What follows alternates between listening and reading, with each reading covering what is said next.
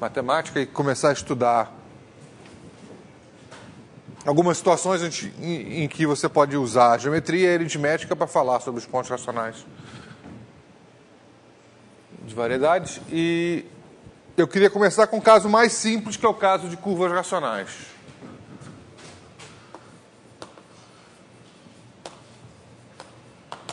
Que já aparece aí vários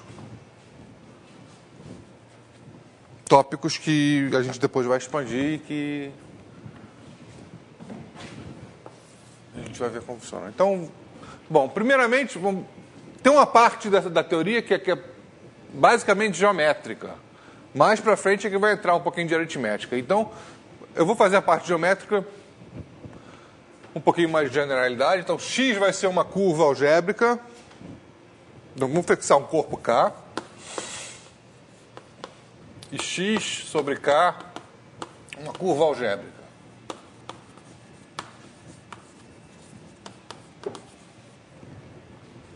Então, vamos ser mais específico. O que a gente quer dizer com isso? Então, x é a projetiva, digamos.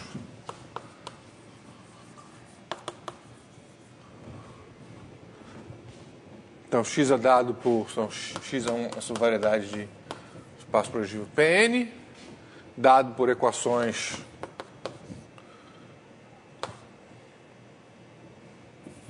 em conjunto de zeros de F1, Fn, polinômios xn.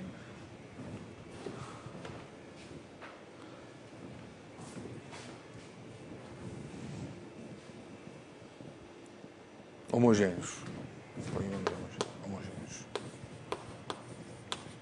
Bom, então, eu estou dando a definição, isso aqui é a definição de conjunto algébrico, né? Então, a gente já sabe um pouquinho de geometria algébrica, vamos supor que a gente sabe. Isso aqui é um conjunto algébrico. Então, vai dizer que é curva. Conjunto algébrico projetivo. O que é uma curva? A curva é um conjunto algébrico irredutível de dimensão 1. Então, assumimos, isto é, assumimos que x é irredutível de dimensão. Aliás, é bom, eu vou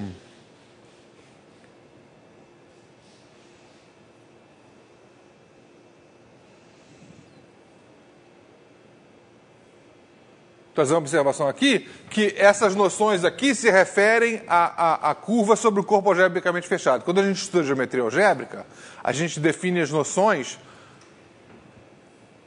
sobre o corpo algebricamente fechado.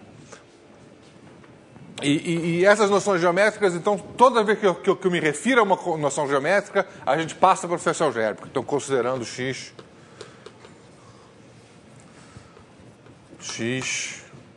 como uma variedade sobre K barra.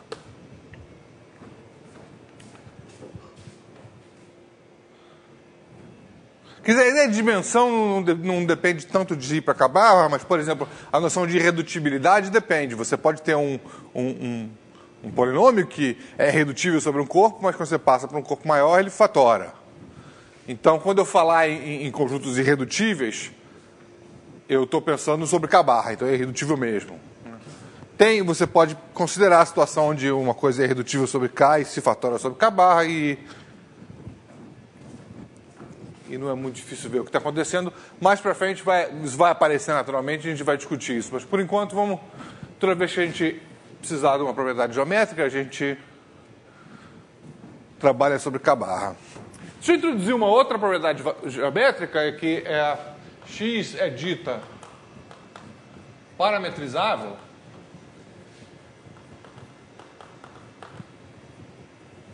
Definição. Se existe um mapa de P1 para x não constante.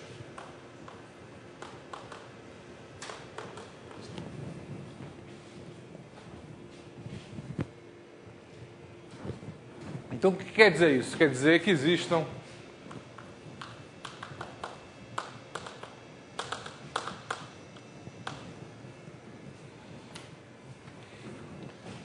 φ em K de T, por até homogêneos de...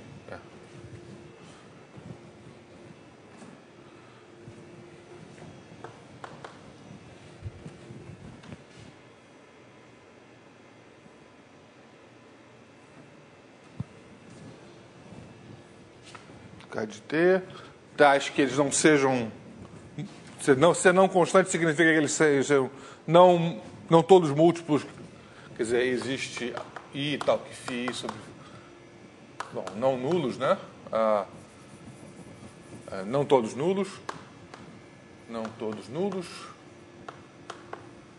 Tal que existam I diferente de J, tal que φi sobre φj não é constante. Tá, você pode...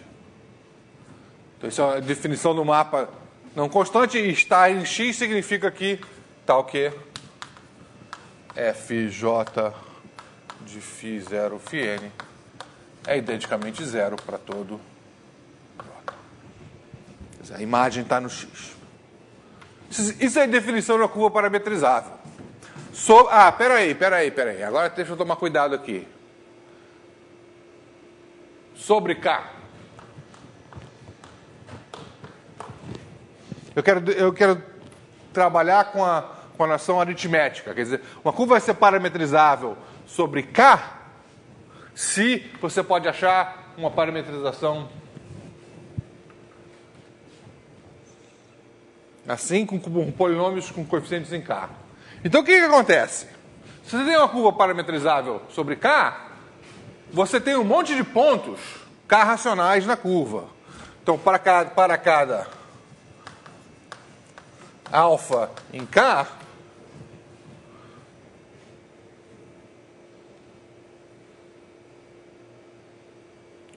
exceto o número finito,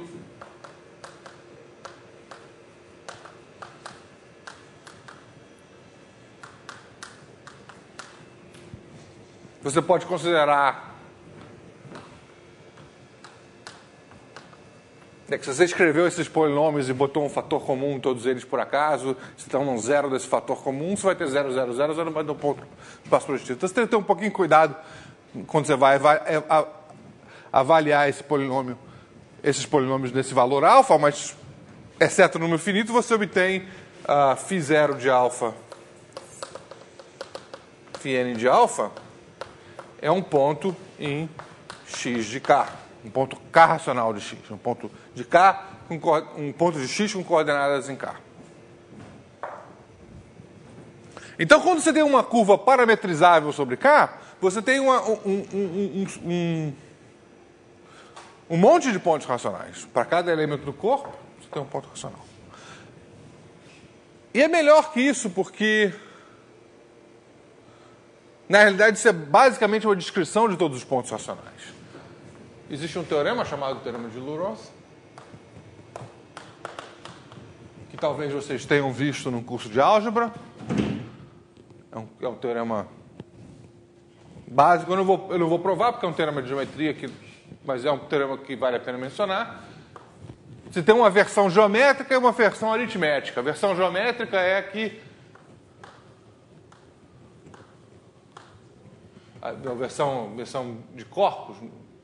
Bom, primeira versão geométrica. Se x é parametrizável,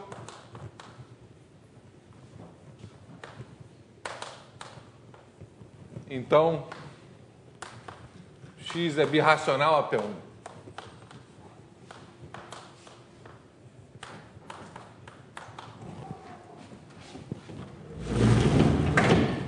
O que significa isso?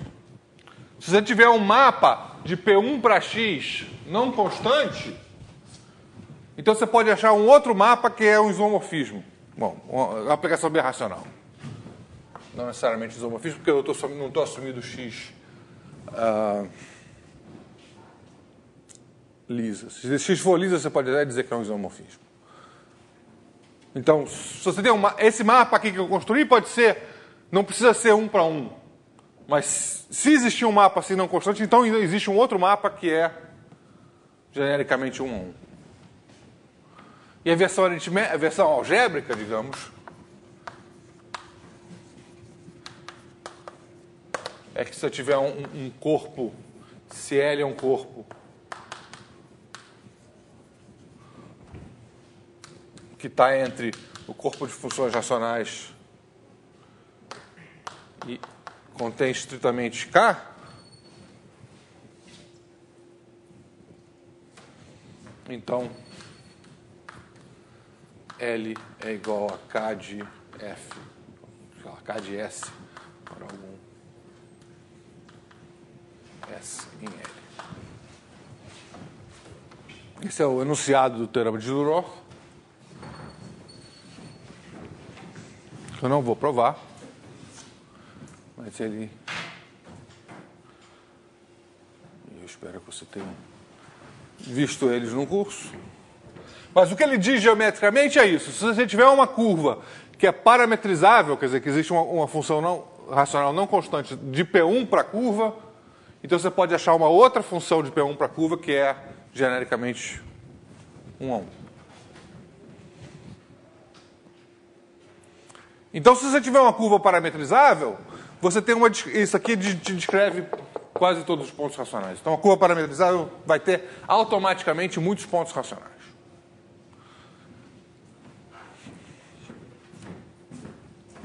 Então, a pergunta natural é quais são as curvas parametrizáveis?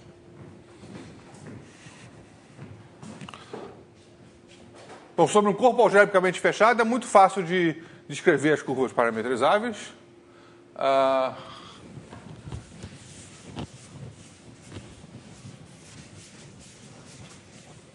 Curvas parametrizáveis também são chamadas curvas racionais.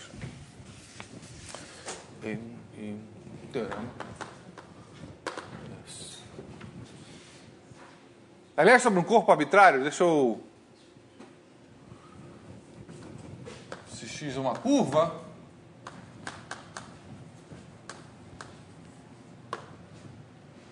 sobre K,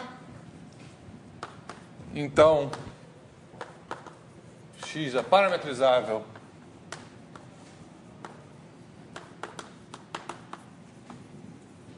sobre K, uma curva lisa, não uma curva, sobre K, se somente se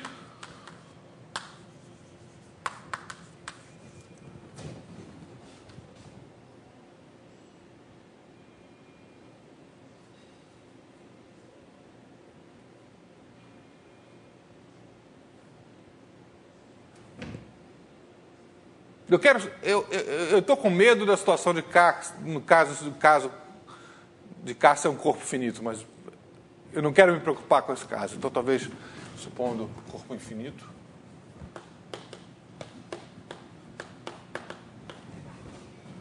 se somente se o gênero de x é 0,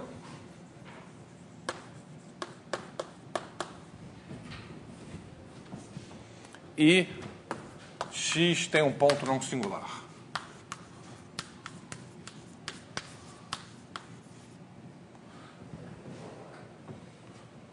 Singular K racional.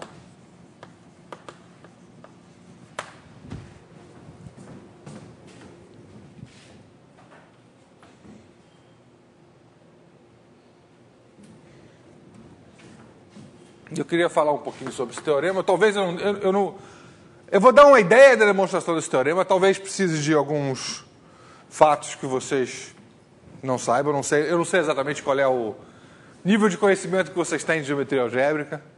Eu vou precisar de uma versão facilzinha do teorema de Riemann-Roch, mas eu não vou provar isso.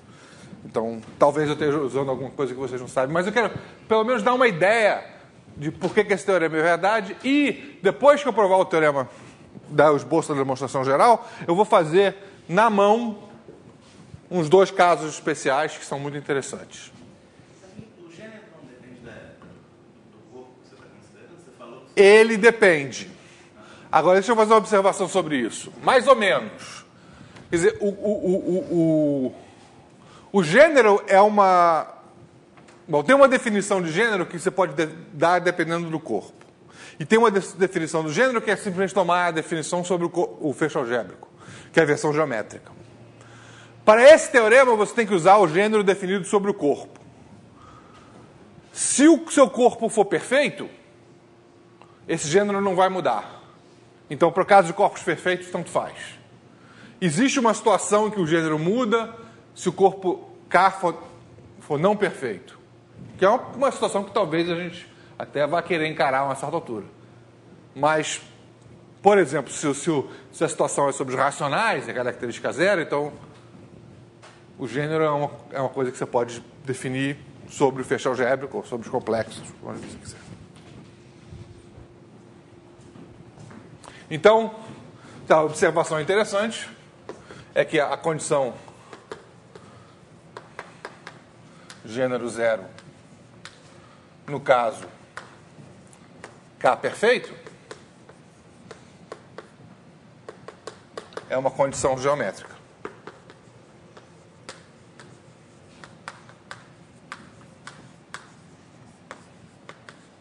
Que só depende de K barra.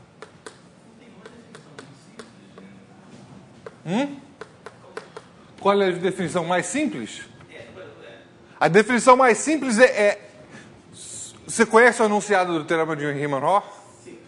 Pois é, a definição mais simples é o único inteiro para o qual o teorema de Riemann-Roch vai funcionar. Tá bom? Essa é a definição mais simples.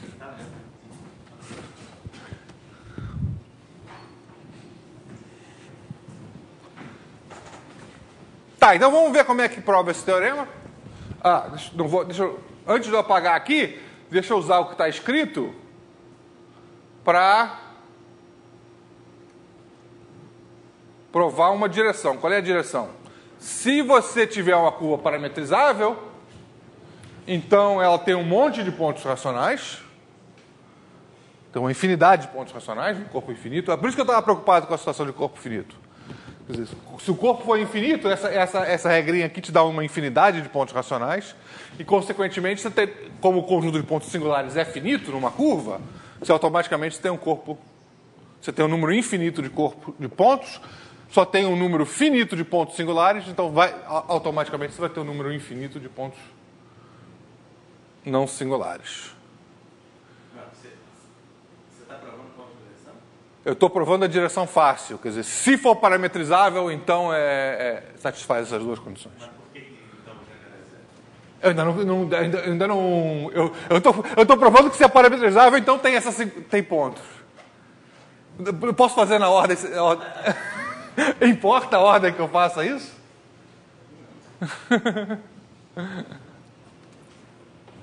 Eu tenho que mostrar que tem gênero zero, evidentemente. Mas eu estou primeiro provando que tem um ponto não singular.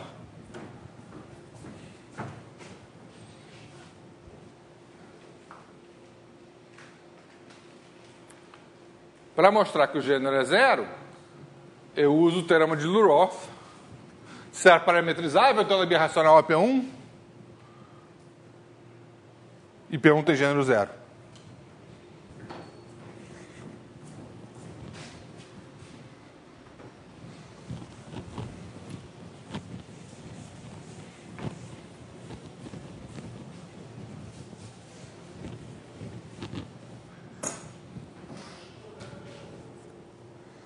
O caso mais interessante é o caso em que você supõe essas duas hipóteses e deduz que a curva é parametrizável. Então, suponha, esse é um caso interessante, P em xk é um ponto liso e x tem gênero zero.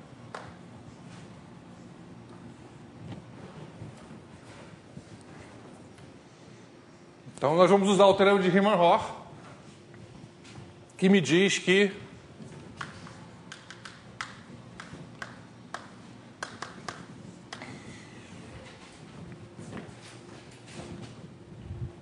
eu não quero quero entrar em muito detalhe com essa aplicação. Se você conhece o teorema de Riemann-Roch, você vai entender por quê, senão você simplesmente toma esse pedaço como um dado que depois você pode estudar.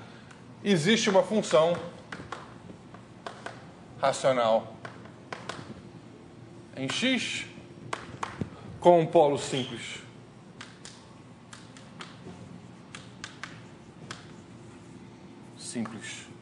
em P e nenhum outro polo.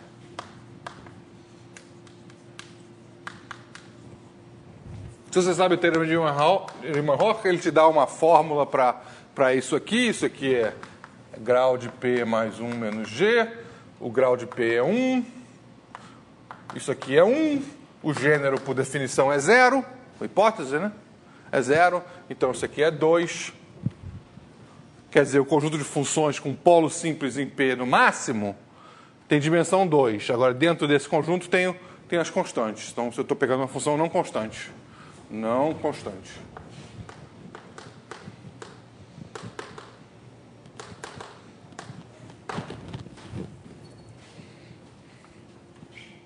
Bom, o que é isso? O que é uma função racional não constante? F é uma função de x para P1 e o fato que ela tem um polo em P e nenhum outro significa que o único ponto de x que é mapeado no infinito é o P. E a ordem do polo C1 significa que a função tem grau 1.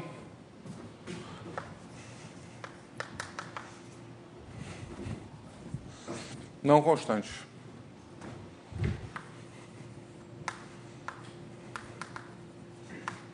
Bom, se é uma função de grau 1, ela é invertível. Então, x é birracional é P1. F é birracional. Então, esse teorema aqui, quer dizer, no fundo, a dificuldade está no Riemann-Roch, né? Que eu estou escondendo ali, né? Mas que o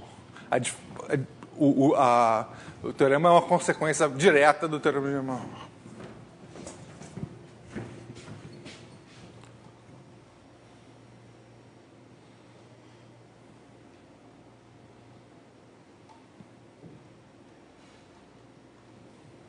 Uma consequência desse teorema é que uma curva é parametrizável sobre K barra somente se o gênero é 0. Né? Porque no caso, se você tem um corpo algebricamente fechado, essa condição é automática. Então, uma curva é parametrizável sobre o fecho algébrico somente se o gênero é 0.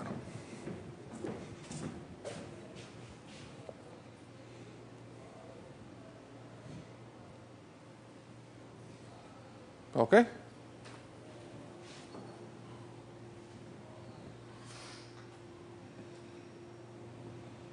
Então tá bom. Então eu queria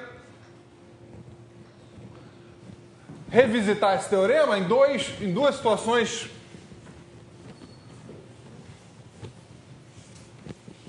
elementares. Eu vou refazer a demonstração desse teorema no caso de curvas planas de grau 2 e grau 3.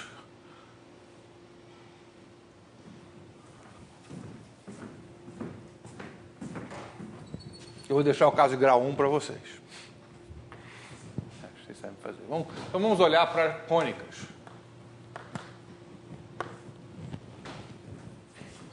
É um exemplo muito importante, é um exemplo básico. Então, o que é uma cônica? Então é uma curva x em P2, dada por uma equação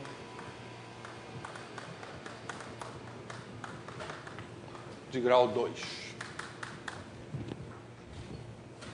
Então, são as cônicas mesmo de cálculo, elipses, parábolas e hipérbolas. Então, a hipótese é que a curva é, digamos, vamos pegar um polinômio redutivo, né? F irredutível sobre K barra.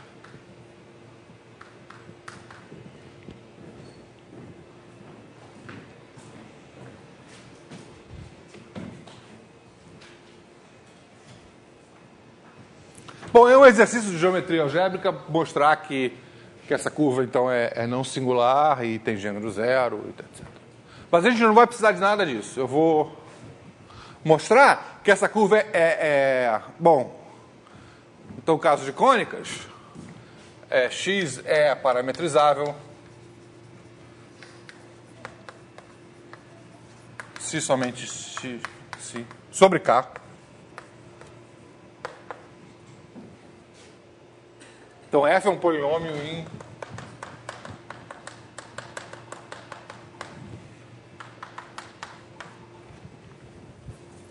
o gênero zero é automático, tá? Então, o teorema, nessa situação aí, me diz que ela é parametrizável sobre K, se somente se o conjunto de pontos racionais é não vazio. Como a curva é lisa, todos os pontos são não singulares, se ela for parametrizável, automaticamente qualquer ponto vai te dar um ponto. Qualquer valor de K vai te dar um ponto. Então, essa direção parametrizável para cá é trivial. O interessante é a volta. Por que simplesmente a existência de um ponto te dá uma parametrização? Isso tem uma... Quer dizer, eu poderia voltar aqui e aplicar o Riemann-Roch, mas eu quero fazer na mão.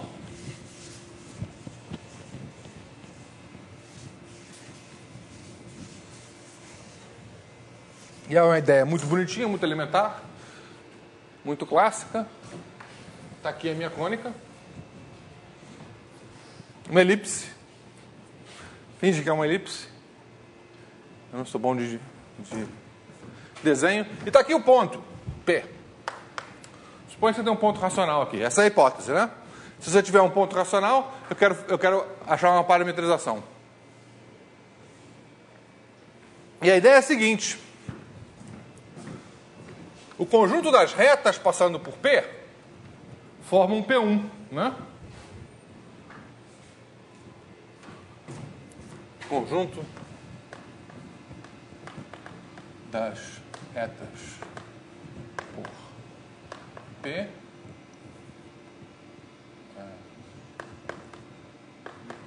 um P1.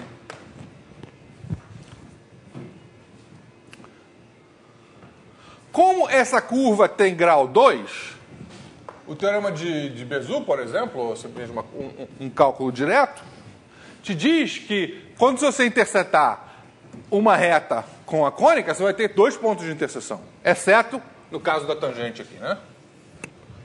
Onde você só tem um ponto de interseção, duplo. Então, para cada reta,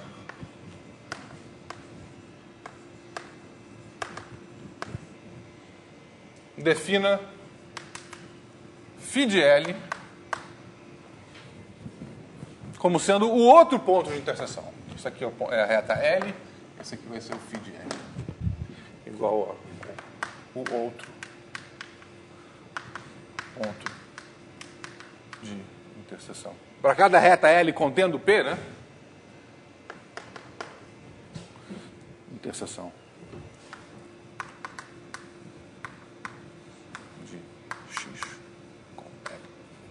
E no caso da reta tangente, você toma L diferente de TPX, P, L igual a TPX.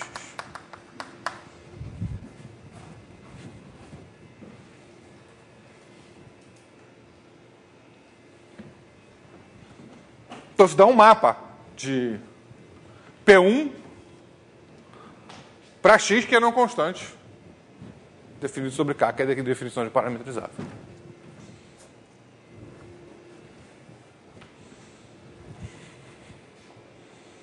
Tá? Essa é a demonstração desse teorema no caso de cônicas. Eu quero continuar a esmiuçar esse teorema. Eu vou pegar uma cônica particular e vou fazer as contas, só para a gente ver o que dá, porque é interessante.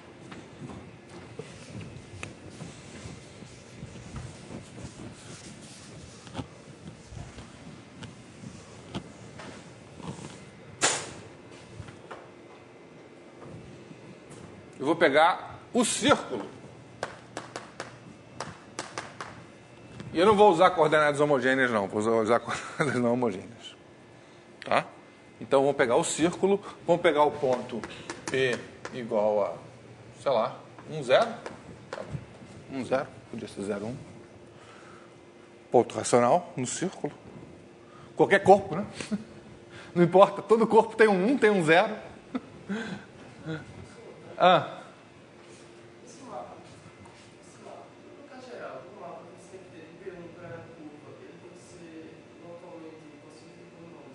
Isso. Você tem alguma coisa para se verificar aí que esse mapa é dado por polinômio. Você vai ver nesse exemplo aí, que eu vou fazer, por que é. E aí você vai ter uma ideia de como... Então você tem razão. Eu estou omitindo uma etapa da prova de mostrar que esse mapa é dado por polinômios. Vamos fazer essa conta aqui, você vai ver como é que fica claro que funciona no caso geral. Aí eu volto para o caso geral, se tiver alguma dúvida. Tá? A ideia é a seguinte: como é que a gente descreve as retas por esse ponto? As retas por esse ponto, bom, é geometria analítica, né? Y igual a t, x menos 1. Essas são as retas pelo ponto 1, 0. Para cada t você tem uma reta. E, sei lá, a reta correspondente a t igual a infinito é a reta x igual a 1, né? Que também é uma reta pelo ponto 1, 0. Então, se tomar t no P1, você tem todas as retas que passam pelo ponto 1, 0. Então, vamos achar a interseção dessas duas retas. Né? Então, isso aqui é para t em P1. São as retas por P. Como é que a gente acha a interseção dessas duas aqui? Bom, vamos fazer a coisa da maneira mais boba possível. Vamos substituir isso aqui dentro daquela equação. Então, x2 mais tx menos 1 ao quadrado igual a 1. Aí a gente tem que x2 mais t quadrado x2, deixa eu organizar as coisas aqui um pouquinho melhor. 1 mais t quadrado x2 mais 2t quadrado x mais... é o menos, né? Checa a minha álgebra, porque eu erro, hein? Aliás, eu vi uma história seguinte, que parece que tem muitos professores que se recusam a ser filmados, os cursos a ser filmados, porque eles têm medo de dizer besteira. Foi o que me disseram aí, pô, por que não filmam todos os cursos? O cara, tá filmando, tá funcionando tudo bem. Aí me disseram, tem uns caras que de jeito nenhum não botam a câmera na minha sala, porque não, se eu disser uma besteira, fica gravado para frente. Eu não entendo isso. Eu vou dizer besteira, vou dizer um monte de besteira aqui. Daqui até o fim do ano, vai ter besteira quase todo dia. Mas, pô, e daí? Né? Então, parte das besteiras vai ser continha assim, vai ter. Tá com cara de estar certo, né? Bom, isso é uma equação que te dá... é uma equação em x... quadrática, né? Então vai ter duas raízes. E as raízes correspondem às interseções dessa reta com essa cônica. Mas a gente já sabe uma interseção, que é o x igual a 1, né? X igual a 1 é uma raiz dessa equação.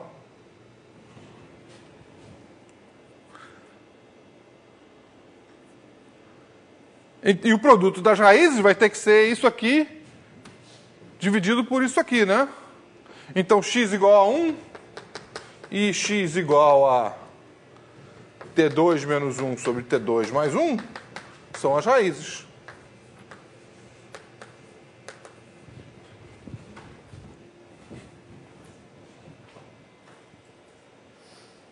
Salvo erro, né? E essa que é a ideia geral. Se você conseguir intersetar a equação, você parametriza as retas como um pincel de retas, né, com um parâmetro livre aqui. Você vai substituir esse negócio na cônica, você vai ter uma equação de grau 2 em x.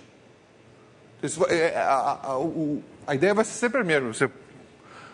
Uma equação de grau 2 em x com parâmetros t, dependendo de um parâmetro t, com uma raiz fixa. Né, porque você está pegando todas as retas passando por um ponto fixo. Eu estou em... Não, t igual a zero... T igual a zero é uma reta. Né? T igual a zero é reta y igual a zero que...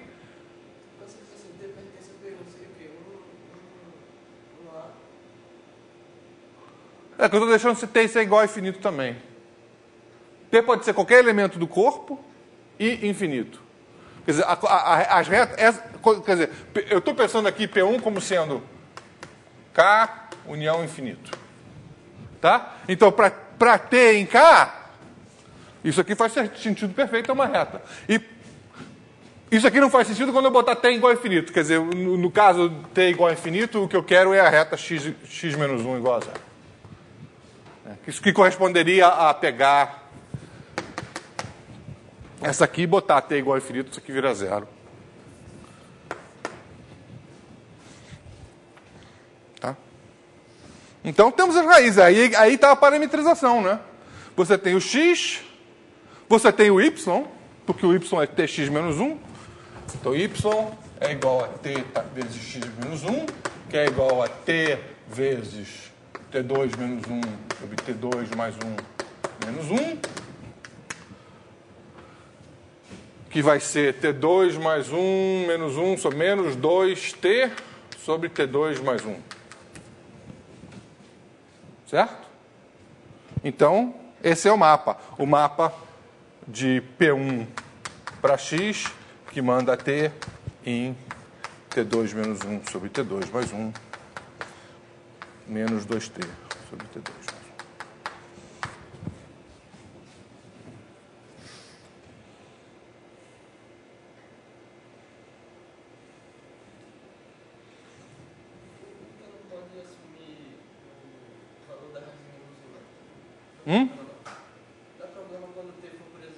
E aí você obtém um ponto... Pois é, essa curva... eu estou trabalhando com curvas projetivas. Essa curva é a equação afim da curva projetiva x2 mais y2 igual a z2. No caso, quando t é i, você vai obter um ponto no infinito. Porque essa curva tem dois pontos no infinito, né? Dois pontos com z igual a zero, né?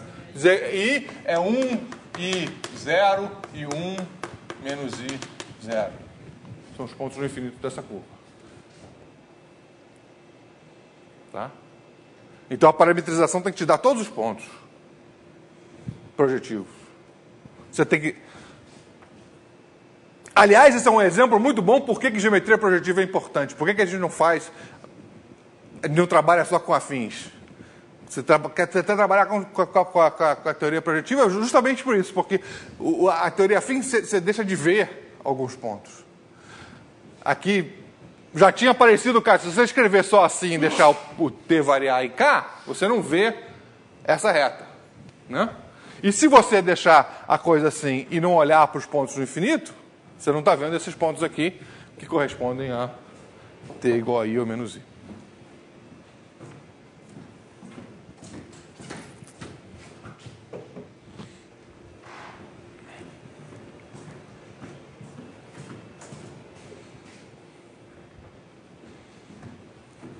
Aí vocês podem pensar um pouquinho, fazer como exercício, ver que, no caso geral aqui de uma cônica arbitrária, você vai obter uma parametrização algébrica nesse sentido. Quer dizer, são funções racionais de t que estão te dando. E são sempre funções racionais de grau 2.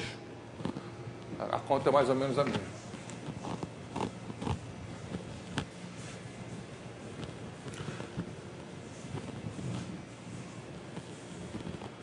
Tudo isso que eu fiz até agora é geometria, né? A aritmética não teve quase nenhuma. A única coisa é que eu estou tomando um pouquinho de cuidado de trabalhar num corpo arbitrário. né? Mas eu quero fazer uma continha mais aritmética e olhar o caso da cônica. Vamos tomar K igual a Q. Aqui na cônica. E eu quero escrever mais explicitamente os pontos racionais da cônica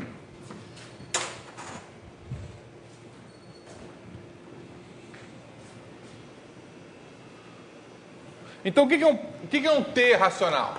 Se o T está em Q, você pode escrever o T como sendo A sobre B, onde A e B são inteiros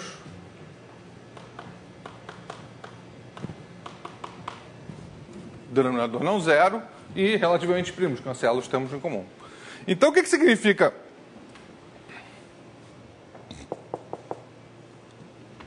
Projetivamente, esse ponto corresponde ao quê? A, sei lá, φ de t lá.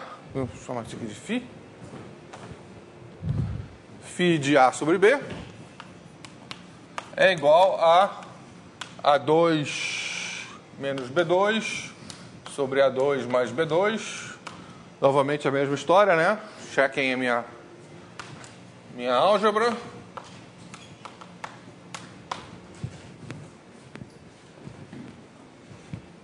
Então, os pontos racionais da cônica são dados assim. Então, os pontos, as soluções. Os pontos racionais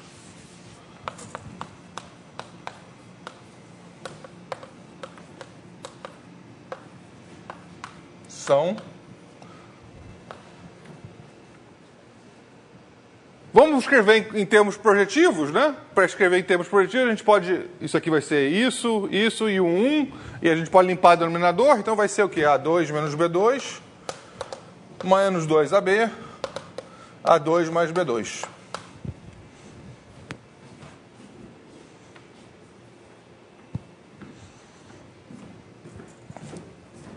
Agora, vamos lembrar que um ponto projetivo é uma classe de equivalência de triplas, né? Você pode multiplicar esse vetor por um escalar e vai dar o mesmo ponto no plano projetivo. Então, quando você quiser descrever as soluções da equação, você tem que levar isso em consideração. Então, por sequência, aqui as soluções inteiras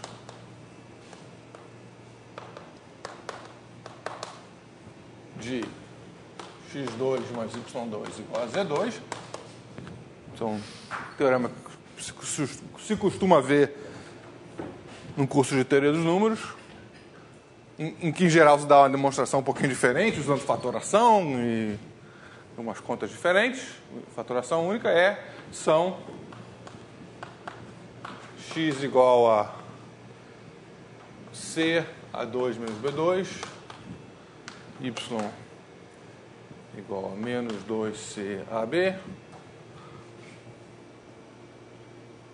Tem um sinal errado. Eu posso trocar. Em geral, quando você olha no livro, você não vê esse sinal de menos. Você vê um sinal de mais aqui. Mas é simplesmente trocar, digamos, o B por menos B e deixa o A fixo, né? Aí, como termos quadrados não se alteram, está no mesmo. Onde A, B, C são inteiros. E o B, diferente de zero, corresponde aos pontos finitos. Se você quiser se você quiser usar o ponto no infinito aqui, você vai ter que deixar o B de ser zero. Então, deixa eu tirar o zero aqui, com o entendimento de que quando eu escrever uma fração com denominador zero, eu quero dizer a fração, o ponto no infinito. Então, A, B, C e Z, AB igual a 1.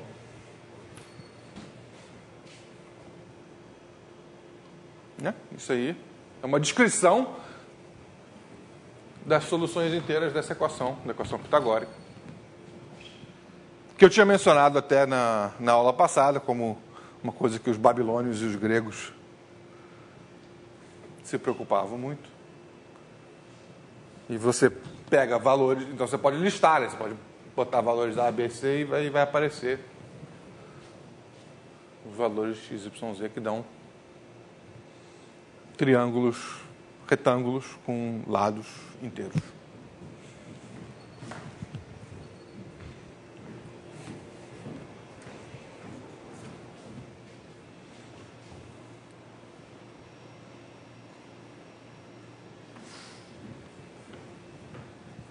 Então é assim que você parametriza cônicas.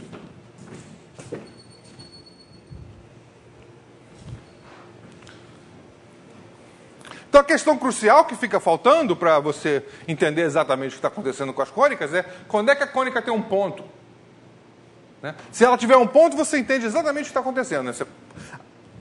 Partindo desse ponto, você escreve uma parametrização para todos os outros pontos, né? Tomando as retas, passando por aquele ponto.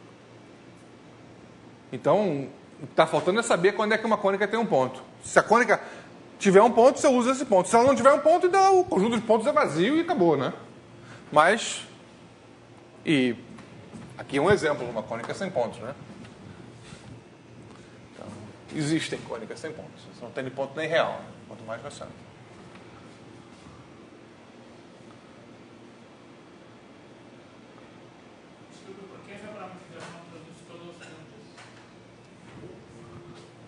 Porque essa parametrização produz todos os pontos. Isso tem que ver.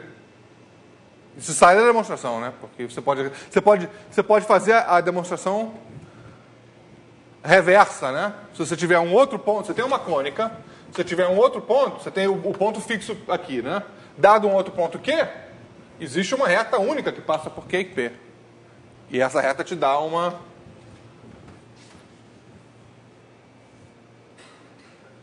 slope. Como é que diz slope em português? Oh, meu Deus, esqueci. Me ajuda alguém, pô.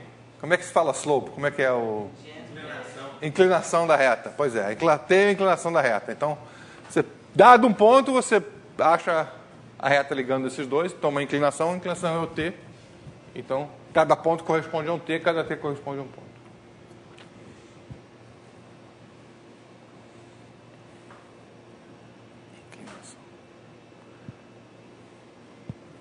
Como eu nunca ensinei cálculo em português, eu esqueço essas coisas. Tá bom. Então, esse é o... Eu estava falando, como é que a gente acha, sabe se a cônica tem um ponto ou não? Isso é um problema muito interessante que a gente vai discutir semana que vem.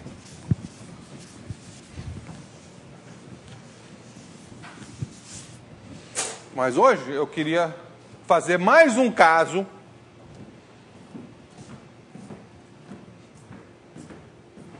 de parametrização de curvas racionais.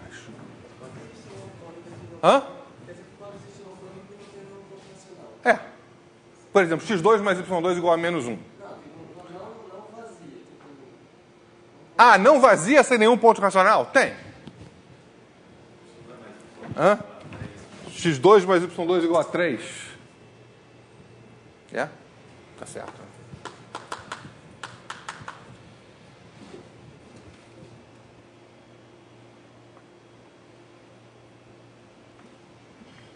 Ou uma melhor, ou por exemplo essa aqui, ó. Essa aqui é mais fácil de ver por quê.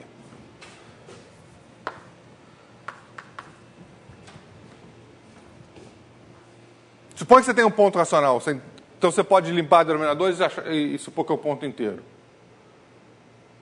Então, por essa equação, se x, y e z são inteiros, então x tem que ser par, porque o resto aqui é par. É. Não.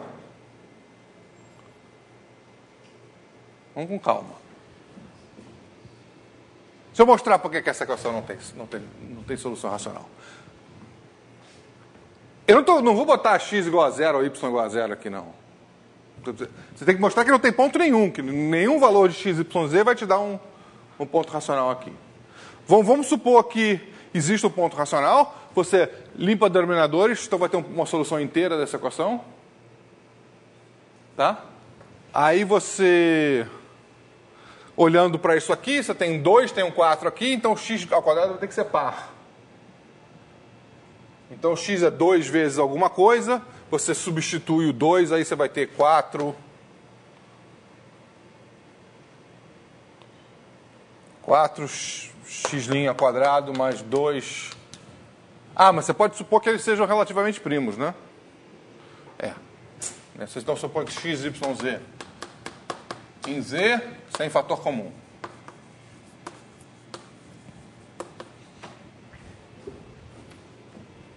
Aí você... Então, x é igual a 2x', implica isso aqui.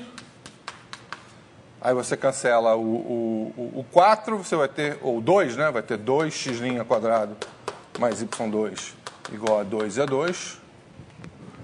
E aí você obtém que o y é par. Né? Mas aí... aí você faz de novo, né? O y vai ser 2y', aí você mete o y' lá, você vai ter 2x' quadrado mais 4y' quadrado igual a 2 é 2. E aí você divide por 2.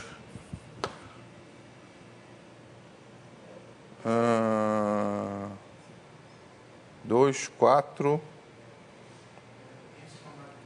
Hã?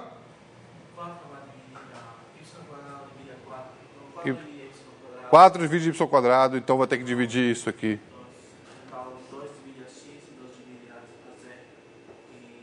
E agora lá tem a fator comum. Isso, 4 divide isso aqui, 4 divide isso aqui, então 2 tem que dividir y. E eu estou fazendo... Mas devia dar certo assim também. 4, 2, 4, 2. Aí você obtém aqui 2, 1. Por que não está dando certo? Por que ele falou lá? Estava certo, né? Você repete o processo e acaba descobrindo que eles têm que ter um fator comum.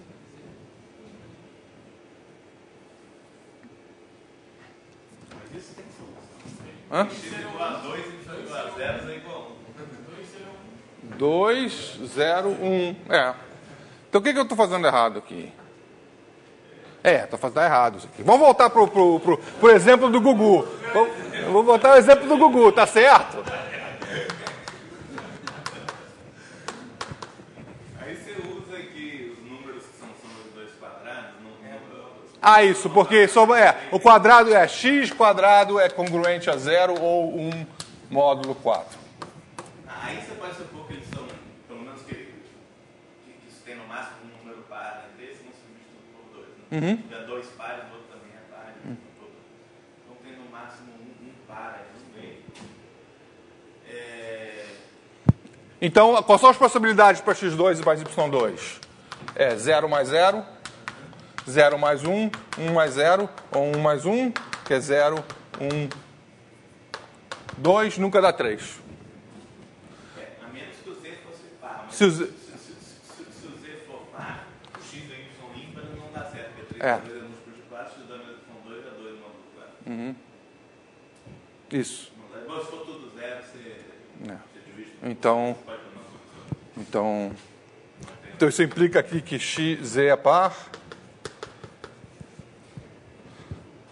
Mas aí você volta para... Pode supor que a generalidade que tem pelo menos 2 ímpares. E aí não pode ser o 0 mais 0. Então só pode dar 1 ou 2 e não dá. 2 ímpares. Então, se o z é par, você tem x, y1, x2, y2 é 1, módulo 4, x2 mais y2 é 2, mais 3 é 2, é 0. Se o z for ímpar, 3 é 2 é 1, é 3, e aqui não tem 3. Então, o exemplo do Gugu funciona direitinho. E o meu exemplo não funcionava, porque a gente achou uma solução. Então, esse é um exemplo de uma cônica que não tem nenhum ponto racional e tem pontos reais. O teorema que eu vou mostrar na semana que vem é que, basicamente, a gente viu todas as coisas que podem acontecer errada. Ou a cônica não tem ponto real, ou ela não tem ponto módulo alguma coisa. Essa aqui não tem... Você chegou à contradição trabalhando no módulo 4. O que a gente vai mostrar é que se ela tiver pontos reais, mas não tiver pontos racionais, então ela não tem pontos módulo M para algum M. A gente vai dizer até mais do que isso. Mas Esse aqui é a essência do negócio. Quer dizer, é usando congruências que a gente vai decidir se uma cônica tem pontos ou não.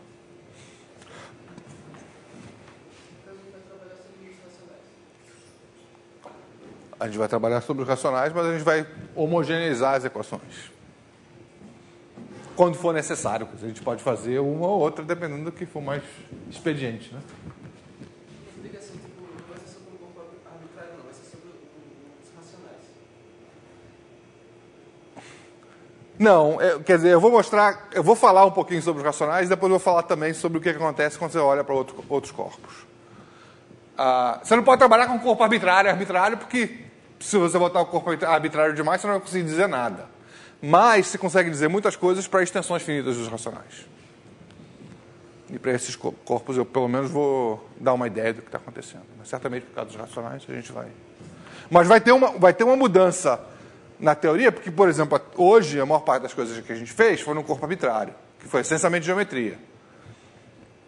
Mas se você quer fazer aritmética, quer provar uns teoremas mais restritos, mais profundos, você vai ter que restringir o corpo que você está trabalhando, porque isso, sobre um corpo arbitrário, sempre tem contra-exemplo para alguma coisa. Né? Você pode sempre fabricar um corpo maluco e dar um contra-exemplo.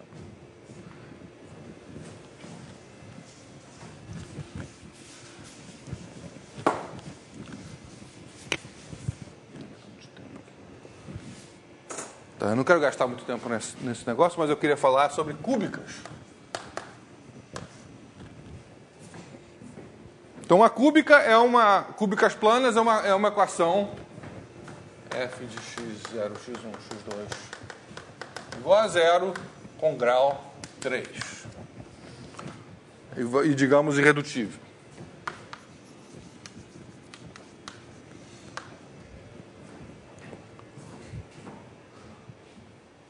Bom, o que acontece? A cúbica tem... Qual é o gênero da cúbica?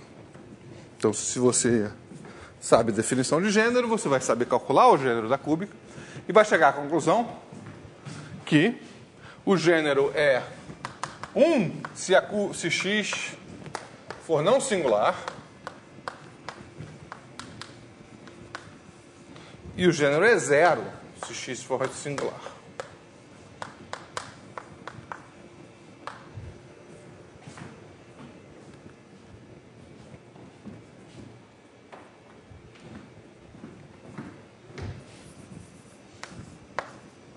Existe uma fórmula do gênero para curvas planas que te diz que o gênero é uma função do grau menos uma contribuição que vem dos pontos singulares. No caso de cúbicas, ela te diz que é 1 menos a contribuição dos pontos singulares. Então, ela, se for não singular, vai ser 1. Se for singular, cai para 0. Não pode cair para nada menor que 0, porque o gênero é sempre não negativo. Então, se ela for singular, ela só tem uma única singularidade.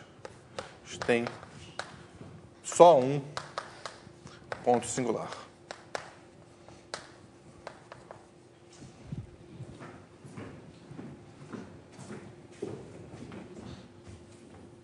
Tá? Como a gente está falando sobre curvas parametrizáveis, a gente está no caso do gênero 0, é o caso que eu vou falar.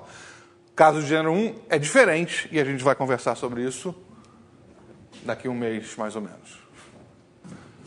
Mas vamos olhar para o caso de cúbicas singulares.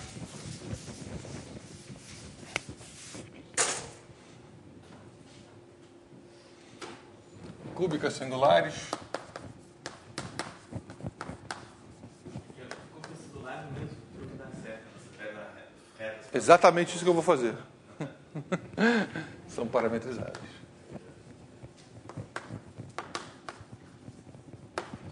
Então deixa eu fazer exatamente o que o Google falou. Você tem uma singularidade. Então você tem um ponto de graça. Agora é um ponto singular, né? Mas, felizmente, esse ponto te ajuda, porque às vezes o ponto singular não te dá o que você... E, aliás, tem uns problemas em corpos não perfeitos de característica 3, mas vamos deixar para lá. Vamos fazer só o caso...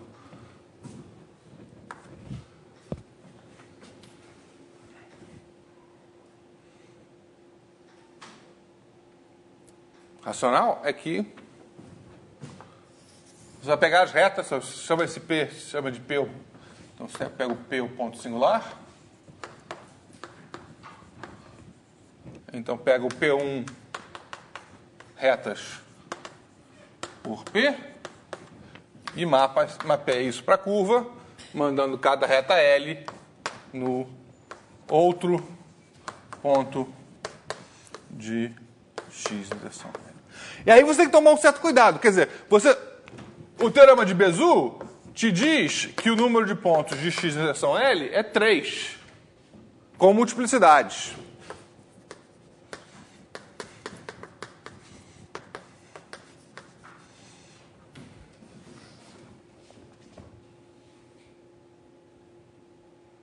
É isso que o teorema de Bézout garante, que o número de pontos de interseção de uma curva de grau D com uma reta são D pontos com multiplicidade. No caso aqui, se temos uma cúbica, o número de pontos de interseção da cúbica com uma reta são 3 com multiplicidade. Mas a multiplicidade do ponto P é 2, a menos que seja uma das duas tangentes aqui, que aí tem multiplicidade 3. P tem multiplicidade. Tem multiplicidade.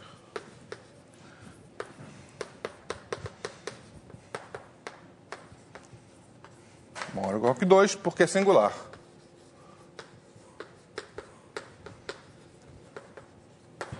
Se não fosse um ponto singular, você não poderia dizer isso. Então, tem que ter um só ponto, terceiro ponto, né? Se você estivesse fazendo isso com uma cúbica não singular, você tem uma cúbica não singular.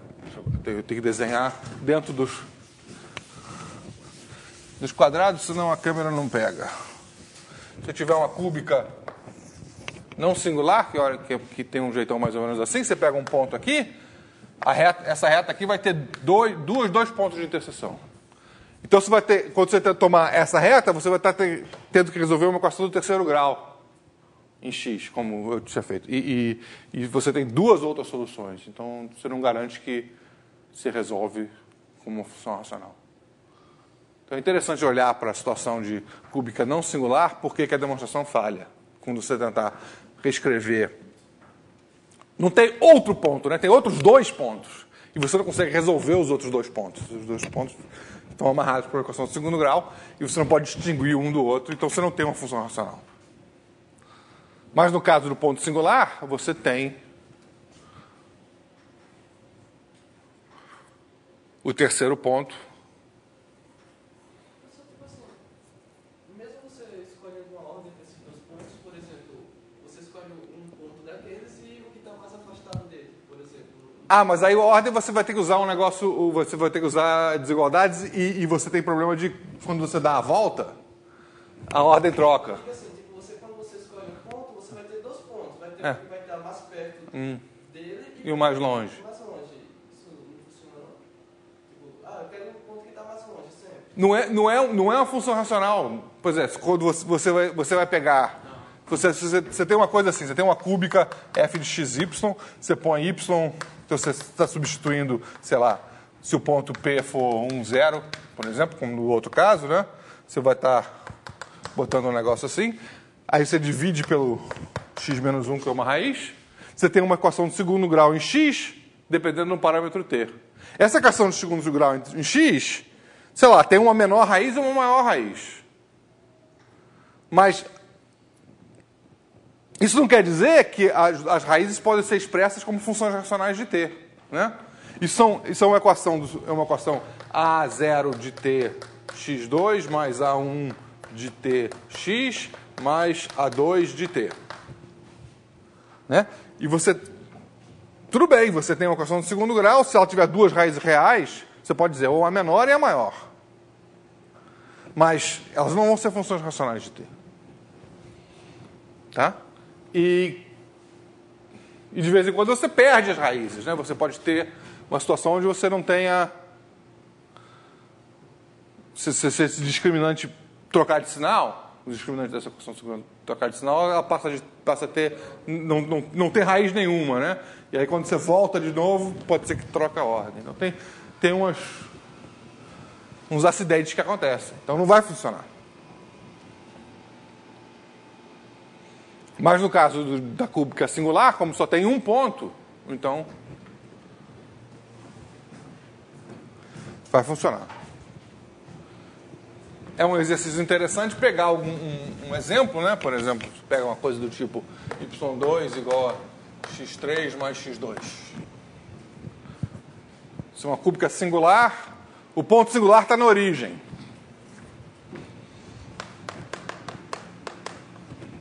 Então, as retas pelo ponto singular são as retas y igual a tx. Se você substituir aqui, você tem t2x2 igual a x3 mais x2. Aí você vê que o x igual a zero é uma raiz dupla dessa equação. Né? Então, vamos escrever a equação como x3 mais 1 menos t2, x2 igual a zero. É uma equação com uma raiz dupla na origem e uma outra raiz. Então, x igual a menos 1 mais t2 é a outra raiz. Né? Y é menos t1 mais t2. Menos t2.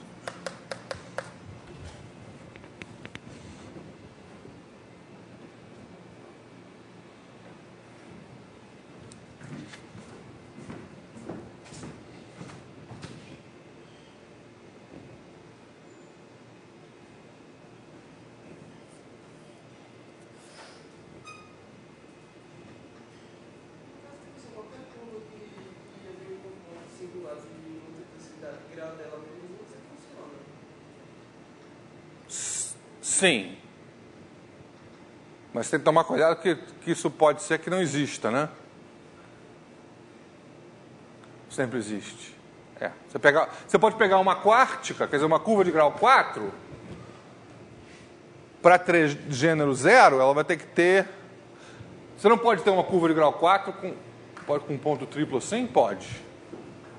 Pode, Vai funcionar. Você pega as retas, a multiplicidade é 3.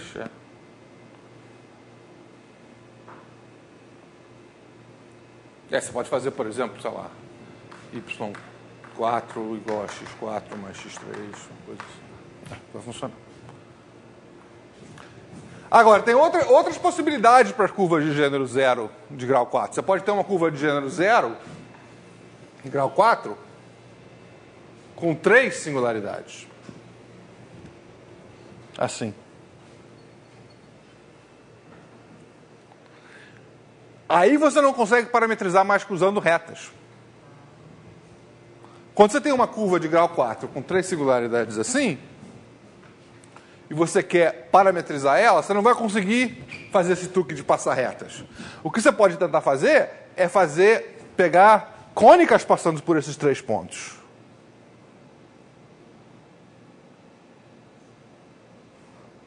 E passando por um outro ponto fixo. Tem uma geometria muito interessante de descrever essas parametrizações, mas ela fica combinatoriamente bem complicada. No caso de quárticas, olha só, uma quártica com 3 singularidades. Se você passar, o conjunto das cônicas tem dimensão 5, né? São 6 coeficientes, você pode escalonar, são 5, né? Você pega cônicas passando por esses 3 pontos, são 3 condições, 5 menos 3, 2. Então tem uma família, 2 parâmetros de cônicas passando por esses 3 pontos, que é muito. Aí você pega um ponto aqui, aí que vem a condição de ter um ponto racional não singular, que na cúbica não aparece, que é um acidente. Mas no caso da quártica você vai precisar de um ponto extra, um ponto racional não singular. Porque aí você pega as cônicas que passam pelas 3 singularidades e que passam por esse ponto aqui. Aí isso fica uma família 1 parâmetro. Aí você vê onde é que é o outro ponto de interseção. Então, para parametrizar uma cônica, uma quártica de gênero 0 que tem 3 singularidades, você vai precisar de um ponto extra. Um ponto não singular.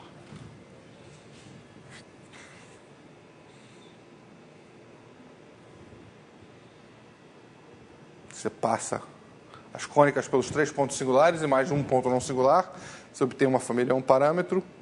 Então, quando você varia... Não, eles não precisam ser racionais. Isso é interessante, porque o que eles precisam ser é serem racionais, como a cônica, como a curva, a hipótese é que a curva é racional. Né? Então, eles podem ser conjugados, eles podem estar numa extensão cúbica, ou pode ser um racional e dois quadráticos, mas contanto que eles sejam todos conjugados. Porque aí, quando você faz a cônica passar pelos três, a cônica vai ter coeficientes racionais. Porque quando você permuta a correlação do grupo de Galois, você simplesmente está trocando os pontos e então a cônica não muda. Mas isso é um ponto interessante. Que esse argumento funciona mesmo que os três pontos não sejam racionais. Eles têm que ser, em conjunto, racionais, no sentido que eles estejam preservados por qualquer automorfismo do corpo de números algébricos. Mas você vê que esse estilo de demonstração já começa a complicar, né? Você fazer o caso de quártica já está complicado. Você fazer quíntica, você tem um monte de diagramas para estudar. Então, por isso que aquela outra demonstração com o teorema de Riemann-Roch é mais limpinha.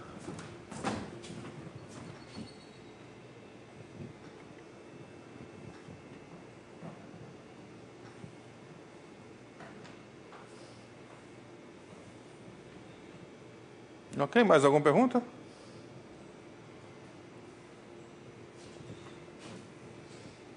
Então, semana que vem a gente vai ver essa questão de quando é que a cônica tem pontos racionais ou não, usando congruências. Yes. Para aquele caso de uma Hã? singular, naquele caso da cônica singular, por exemplo, você, pelo teorema de Severance para parametrização, um ponto não singular Racional. Uhum. Essa é a verdade que uma cônica vai ter esse ponto? Porque, por exemplo, naquele caso, o ponto não singular... Isso sai dessa conta. Quer dizer, dessa conta que eu fiz, desse argumento que eu estou fazendo, sai a consequência que uma cúbica singular sempre tem um ponto não singular. Você não pode fazer... Deixa eu começar com um ponto singular, sendo não... Não precisa, eu não usei um ponto extra, eu só usei o ponto singular. O ponto singular eu sei que é racional porque só tem um só. Mas, por exemplo, e se ele não fosse carro-racional, esse ponto não singular? Esse ponto singular? O ponto singular tem que ser carro-racional porque ele é único.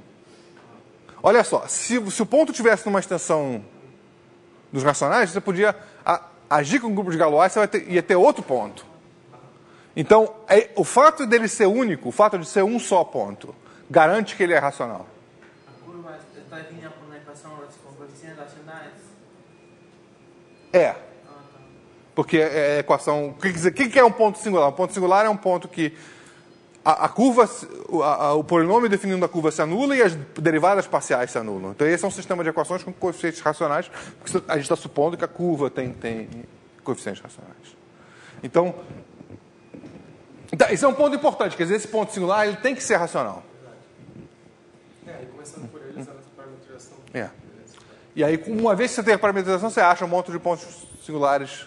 Mas aí é bom tomar cuidado, porque se você está trabalhando numa extensão, por exemplo, em característica 3, se você pegar essa curva sobre o corpo F3 de T, quer dizer, é um exemplo bem esquisito, tá?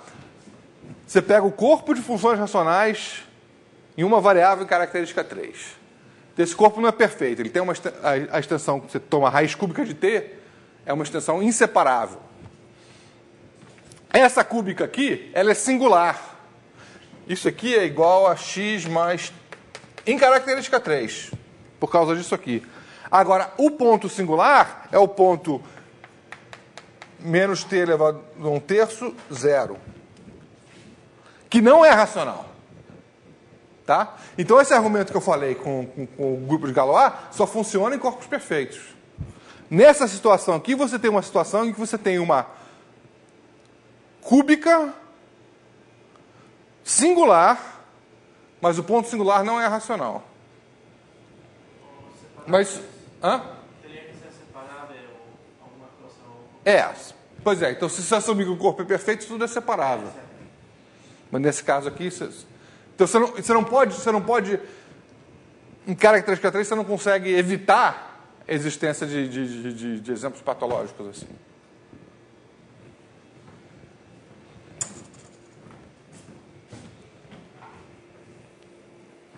Então, quer dizer, o fato de que a cúbica singular é parametrizável sobre o corpo de base só funciona no caso de corpos perfeitos. Porque aí você garante que o ponto singular é racional.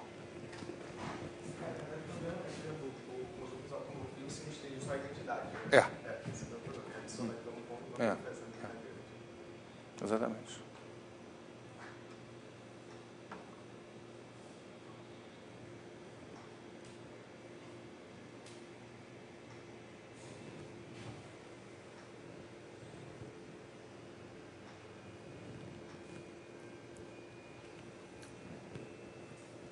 Tá bom? Então eu vou desligar isso.